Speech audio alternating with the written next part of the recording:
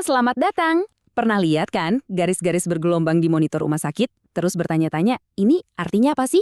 Nah, hari ini kita akan bongkar rahasianya. Kita akan belajar membaca EKG atau elektrokardiogram.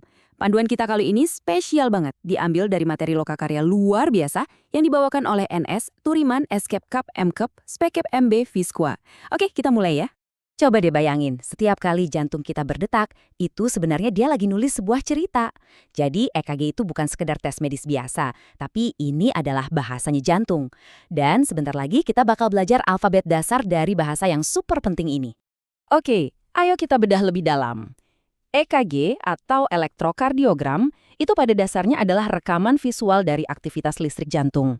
Jadi, garis-garis yang kita lihat itu bukan coretan acak, tapi plot cerita yang detail dari setiap denyut. Kalau kita ngerti cara bacanya, kita seolah-olah bisa dengerin apa yang lagi dikomunikasikan sama jantung kita. Tentu saja, sebelum kita bisa baca cerita apapun, tulisannya harus jelas dulu kan? Sama persis dengan EKG. Interpretasi yang bagus itu selalu dimulai dari rekaman yang bagus. Jadi gimana caranya? Kita mulai dari persiapannya dulu. Semuanya itu dimulai dari pasien. Kenapa? Soalnya kalau pasien cemas atau tegang, otot-otot di tubuhnya itu bisa menghasilkan sinyal listrik liar yang ngeganggu rekaman jantung. Makanya penting banget buat bantu mereka rileks, jelasin prosedurnya biar mereka tenang, dan pastikan semua perhiasan logam dilepas. Ini semua kunci buat dapat rekaman yang bersih dan akurat. Lanjut ke persiapan teknisnya. Ini udah kayak ritual wajib sebelum mulai.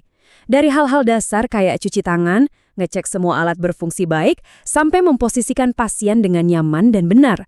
Tujuannya cuma satu, memastikan nggak ada gangguan sekecil apapun yang bisa mengacaukan sinyal listrik murni dari jantung. Oke, persiapan udah beres. Sekarang kita masuk ke bagian intinya, belajar bahasanya. Sama kayak bahasa pada umumnya, yang punya huruf dan kata, EKG juga punya komponen-komponen dasar yang membentuk setiap kalimat dari detak jantung kita. Nah, yang kita lihat di layar ini adalah visualisasi dari satu detak jantung yang lengkap. Coba perhatikan bentuknya. Kita bisa bagi jadi 3 bagian utama yang akan kita bedah satu-satu. Ada gundukan kecil di awal, itu namanya gelombang P. Terus ada lonjakan tajam di tengah, itu kompleks QRS, dan gundukan terakhir itu gelombang T. Anggap aja ini ABC-nya EKG. Kita mulai dari huruf pertama, gelambang P. Gundukan kecil di awal ini adalah sinyal listrik yang nyebar ke serambi jantung. Seolah-olah ngasih kode, oke, siap-siap mompa ya.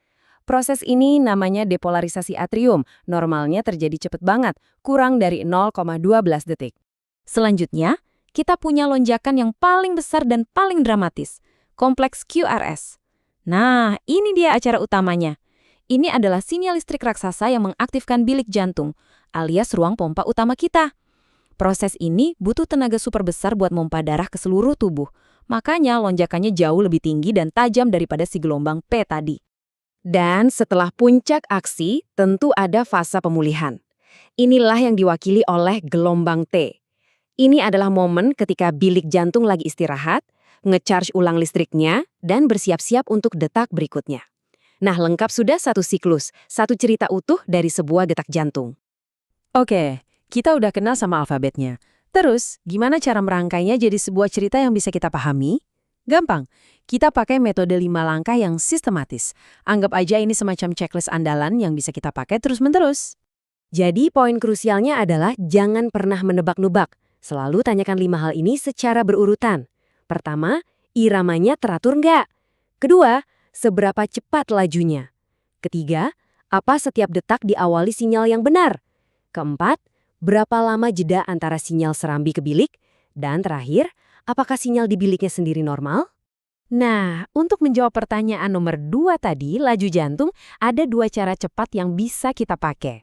Kalau mau perkiraan kasar, hitung aja jumlah kotak besar di antara 2 puncak, terus bagi 300 dengan angka itu. Tapi kalau mau hasil yang lebih presisi, hitung kotak kecilnya, lalu bagi 1.500 dengan jumlah tersebut. Praktis banget kan?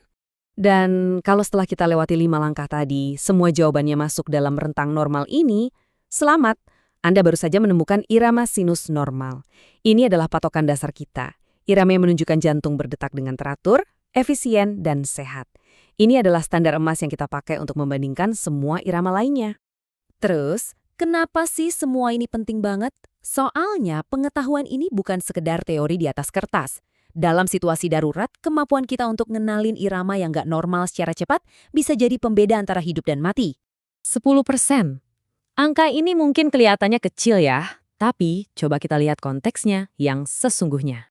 Nah, disinilah letak urgensinya. Setiap menit yang terbuang saat seseorang mengalami henti jantung, peluang mereka untuk bertahan hidup itu turun 10%. Kemampuan membaca EKG dengan cepat artinya penanganan yang tepat bisa dimulai lebih awal, dan itu secara harfiah bisa menyelamatkan nyawa. Jadi, hari ini kita udah membuka pintu untuk memahami percakapan internal tubuh kita yang paling vital. Anda sekarang punya bekal dasar untuk mulai menerjemahkan bahasa jantung. Pertanyaannya sekarang, dengan bekal ini, cerita apa lagi yang siap Anda baca dan pahami?